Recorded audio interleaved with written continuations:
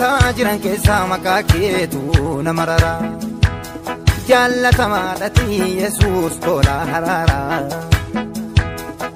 Makoota jiran keessa maqaa keetu nama rara jaallatamaadhati Yesuus tola harara Afaan namoonni yookiis afaan ergamoonni Waaqayyoo dubbatanii dubbattee jaalala yoo qabaachuu dhawaadde ani akka sibiila kililchuu yookiis dubbee kosh jedhu ta'e raajii dubbachuudhaaf kennaa qabaadhee dhoksaa jiru hundumaa beekee beekumsa hundumaa qabaadhee gaara iddoo isaatii hamma bututti amantii guutuus qabaadhee jaalala yoo qabaachuu dhawaadde garuu ani hoomaa miti wanta qabu hundumaa warra nabaniif hiree ittiin ol jajuudhaafis dhagna kooyyuu dabarsee kenne jaalala yoo qabaachuu dhawaadde garuu hoomaa waa'ee naaf hin baasu. Jaalalli danda'aadha gaarummaa sin agarsiisa. Jaalalli ni naafu of hin jaju of hin boboksu. Jaalalli lafa salphinaan ijaajju waan isatti tolu duwwaa sin barbaadu hin dallanu waan amaal namarratti hin lakkaa'u. Jaalalli qajeelina dhugaatti gammada malee jal'inatti hin gammadu. Jaalalli karaa tokkollee nama lafamu hunduma isaa amana hunduma isaa abdata hunduma isaa obsa. Ameen. Maqaan Waaqayyoo ulfaatu. Macaafni kun yookaan ergaan gara warra Qorontositti barreeffame kuni kan inni barreeffame dhaloota Kiristoosiin booda bara 54ffaa isaarra barreeffame. Paawulos tu barreesse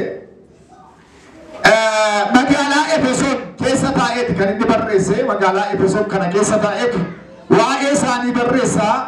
Sababa qabaa sababa inni barreessuuf qophee ta'uu waldaa isaaniitti waan baay'ateef barreessa. Tokkummaan waldaa isaanii keessa sun akka gara bishalaatti dhufuuf dhaloonni bishaachuudhaaf akka isaan dubbii Waaqayyoo kana nyaachuu akka isaan qaban isa kanaaf isaan irratti xiyyeeffate barreessa. Ergaa qaba. Ergaa inni barreessu rakkina waldaa keessaa bakkeetti baasee erga mul'isee booda akka isaan gaaffii isaan qabatanii fuula isaa turan sanaaf deebiin akka argamu isa kana deebisuudhaaf barreesse. Qorontos kun magaalaa keessaa kutaa biyya Giriikitti kan argamtuudha. Kutaa biyya Giriik kanatti argamti. Magaalaa baay'ee guddoodha. Iddoo daldalaa turte jedha. Karaa keessa ba'aa mannaariyaa beekamaa qabdi. Mannaariyaa beekamaa qabdi. Yeroo baay'ee dubbadha waa'ee jara kanaa. Mannaariyaa beekamaa qabdi. Magaalaa ishee keessa namoonni daldala baay'een isaanii keessa gaafa darban qoricha adda addaa kana baatanii biyya ishee keessa darbu. Kanaaf Paawulos wallaalummaan biyya isaanii giddu waan baay'atu waa'ee isaanii akkaataa adda addaatti ka'a. Mana sagadaa gosawwan garaagaraa 12 mandarattii duwwaa keessatti kan argamtuudha. Magaalattiin kan hundoofte dhaloota Kiristoosiin booda waggaa 50 turte. Garuu baay'ee ariifattee gatii magaalaa Mannaariyaan biyya sana keessatti waan darbuuf yookaan buufanni toonii naannoo sanarra waan jiru baay'ee guddatte. Paawulos biyya kana keessa waggaa 18 jiraateera. Waggaa tokkoof jecha yookaan 18 guutuu achi keessa jiraate. Magaalaan kun Efesoon irraa kan ishee fagaattu yookaan immoo fageen ishee maayilsii 300 yookaan kiiloomeetira 480 kan ta'u walirraa fagaatudha. Innisuma kanarratti kan inni xiyyeeffatu magaalaa kana keessa yeroo baay'ee dubartoonni biyya sanarra jiran manni waaqeffannaa biyya sana keessa jiru baay'een isaa ejjaan waaqeffamaa. Haati manaa magaalaa kan biraa waldaa isa kan biraa mana waaqeffannaa tolfamaa isa kan biraa dhatti abbaan manaa sachuma nagaa ejjaan waaqeffama. Kanaaf waldaa kiristaanaa kee gaafa ta'an keessummoota biyya sana kee galanii wajjin bizineesii hojjechuun dubartoonni biyya sanaa baay'ee beekama. Kanaaf waldaa biyya sana keessa rifeensi mataa isaanii dhedheeraadha waan ta'eef bareedina rifeensa mataa isaaniitiin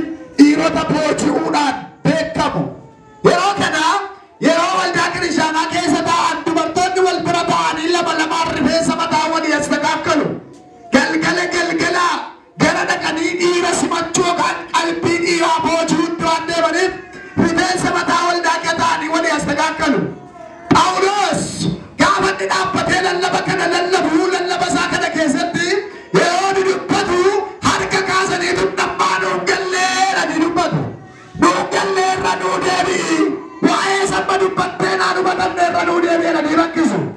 Phaawulos kanarraa kan ka'e dubartii waldaa kiristaanaa keessatti gaaffii gaafatanii jedhe. Galtee abbaa manaa ishee manattaa gaafatti waldaa dukkatti hin jeeqinedha. Isa kanaafi dubbiiwwan akkasii kana achi keessatti ciminni cimaan waldaa isaanii gadi waan hin argamneef biyyi Qorontos gadi bu'ummaadhaan waan jeeqamaniif waa'ee biyya kanaatiif baay'ee dhama'aa hojjechaa ture. Inni duraa kun gaabba qonnaa 16 qaba. Lakkoofsa ida'amaa 437 kan inni qabu abireejiin 27 of keessaa qaba. Abireejonni isaa kun immoo bakkoowwan gurguddaa 8tti qoodamu isaanin qooduun barbaadu. Sababni isaa isaan fayyinaaf hin malan kan fayyinaaf ta'u asina waan ta'eef. Waa'ee jaalalaa kan wal qabate jaalalli hundumaarra akka caalu agarsiisuun isaa jedha mata dureen iddoo kanaa. Kanaaf waa'ee jaalalaa kanaa waan baay'ee dubbanna. Yeroo baay'ee Waaqayyo jaalalaa jenna. Waaqayyo jaalalaa. Jaalalli immoo Waaqayyoodha jechuudha. Alkallattiidhaan. Waaqayyo jaalalaa, jaalalli immoo Waaqayyoodha. Kanaaf namni jaallatu immoo mucaa Waaqayyootii jedha wangeelli. Namni jaallatu mucaa Waaqayyootii jedha. Humna jaalalaa kan jedhu waliin ilaalla. Humna jaalalaa kan jedhu xiqqoo waliin ilaalla. Nama jaallachuu dura dhalli namaa tokko ofii isaa jaallachuutu dursa. Ofii isaa jaallachuutu dursa. Jaalalli namoonni baay'een waliin qaban jaalala addaati. Anu michuu akkasii tokko qaba. Jaalala addaati. Jaalalli kuni jaalalli namni wal jaallatu gosoota baay'eetti la ilaalu. Kan gaa'ilaa 5tti la ilaalama. Kan gaa'ilaa 5tti la ilaalama. Fakkeenyaaf kun siidha yoo ta'e ilaala. Kun sii yoo ta'e sittaanee kan jiru haadha manaa kee osoo hin taane Waaqayyoodha. Haadha manaa kee taane asiin Waaqayyo taane asiin haadha manaa keetu jira. Sababni isaa kan si gargaaretu Waaqayyoodha. Kan lafaa si kaasee Waaqayyoodha. Kan haadha manaa fayyaa si kenne Waaqayyoodha. Kan si qaama nagaa godhe akkasii haadha manaa gaarii guutu godhetu Waaqayyoodha. Kan baay'ee kee baatee Waaqayyoodha. Kan lubbuu kee biddoolaatu Waaqayyoodha. Waaqayyo yoomiyyuu tokkoffaadha. Ameen jedhaadha. Waaqayyo yoomiyyuu mana keenya keessaa iddoo olaanaa qaba. Algaa keenya irraa iddoo olaanaa qaba.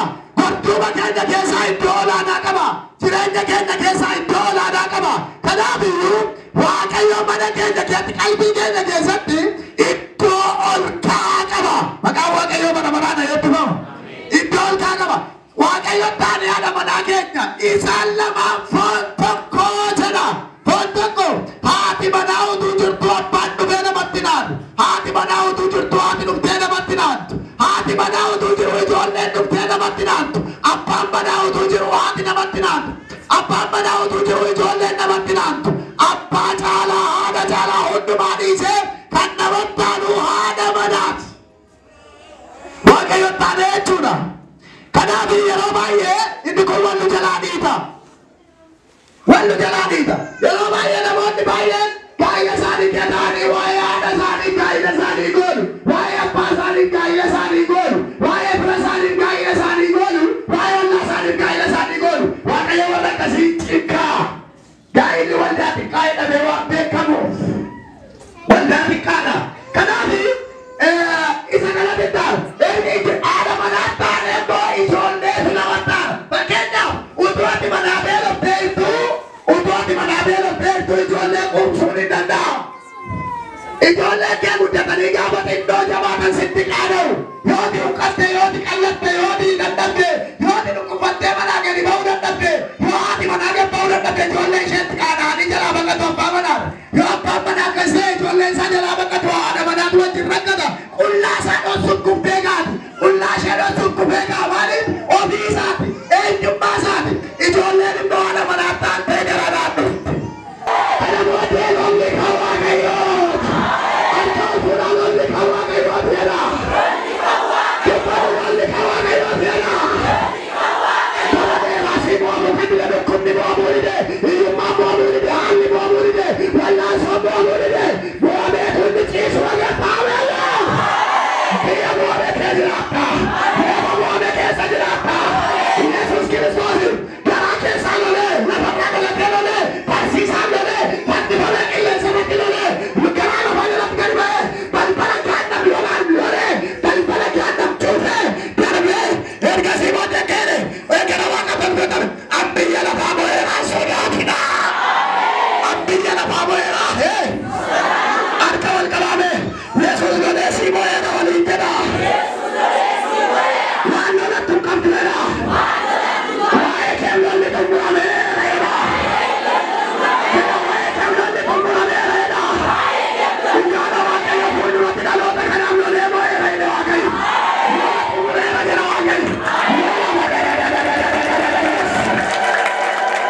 Lolli tumurameera. Dhugaa gooftaa koo Yesuus gurra kootti kun. Tumurameera. Waa'ee kee lolli tumurameera. Biyya keerraa hundi lolu waraanameera. Mana keerraa hundi lolu waraanameera. Jireenya keerraa hundi si lolu waraanameera. Waraanameera. Inni baraneera dhiiga kee dhuga dhiigi sana galee.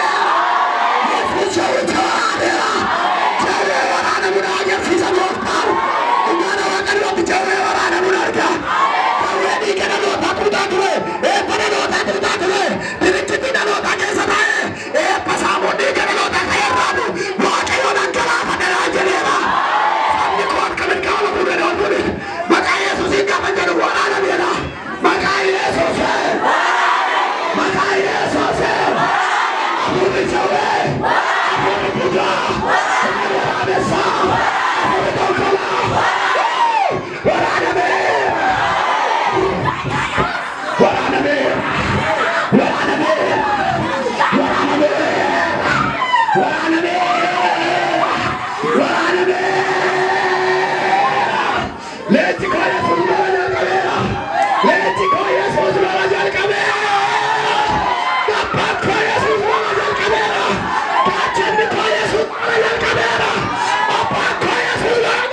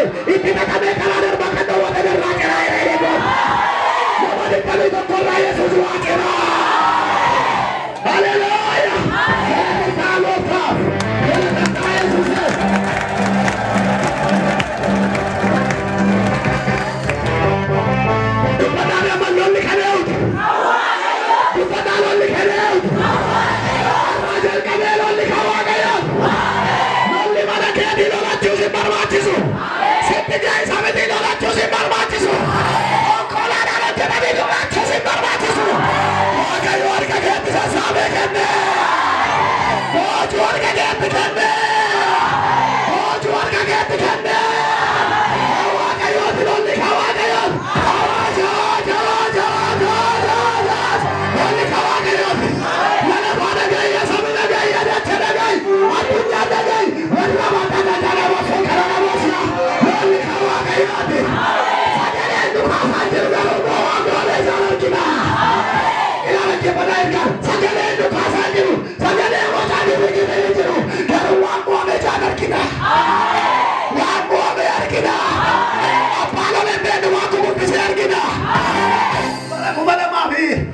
tajaajila